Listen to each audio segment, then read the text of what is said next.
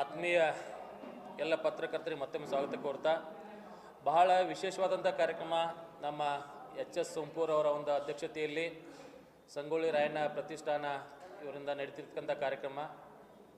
ಭಾಳ ವಿಶೇಷವಾಗಿ ನಾವೆಲ್ಲರೂ ಕೂಡ ಅವ್ರು ಮಾಡುವಂಥ ಕಾರ್ಯಕ್ರಮಗಳನ್ನು ಗಜೇಂದ್ರಗಢದಲ್ಲಿ ಆಗಿರ್ಬೋದು, ಬೆಂಗಳೂರಲ್ಲಿ ಆಗಿರ್ಬೋದು ಎಲ್ಲ ನೋಡ್ಕೊಂಡು ಬಂದಿದ್ದೀವಿ. ಈ ಬಾರಿ ಮೊನ್ನೆ ತಾನೇ ಸಂಗೊಳ್ಳಿ ರಾಯಣ್ಣನವರ ಒಂದು ಮ್ಯೂಸಿಯಂ, ಇತಿಹಾಸ ಸಾರುವಂಥ ಒಂದು ಮ್ಯೂಸಿಯಂ ಉದ್ಘಾಟನೆ ಆಗಿದೆ.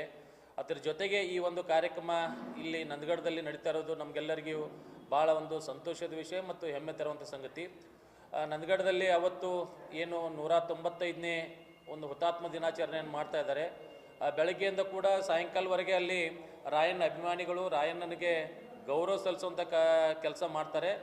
ಆ ಗೌರವದ ಜೊತೆಗೆ ಈ ಕಾರ್ಯಕ್ರಮ ಅಲ್ಲಿ ನಡೆಯೋದ್ರಿಂದ ಮತ್ತು ಕೂಡ ಹೆಚ್ಚು ಅಭಿಮಾನಿಗಳಿಗೆ ಈ ರಾಯಣ್ಣನ ಒಂದು ಮಹತ್ವ ಮತ್ತು ಇತಿಹಾಸ ಸಾರುವಂಥ ಕೆಲಸ ಕಾರ್ಯಕ್ರಮದ ಮುಖೇನ ನಡೀತದೆ.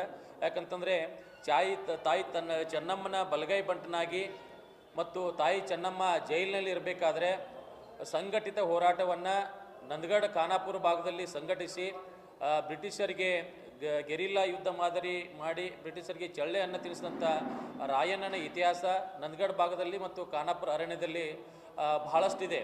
ಆ ಒಂದು ಇತಿಹಾಸವನ್ನು ಈ ಜಗತ್ತಿಗೆ, ನಾಡಿಗೆ, ಕನ್ನಡ ಅಭಿಮಾನಿಗಳಿಗೆ ತೋರಿಸುವಂಥ ಕೆಲಸ ಈ ಕಾರ್ಯಕ್ರಮದ ಮುಖೇನ ನಡೀಲಿ.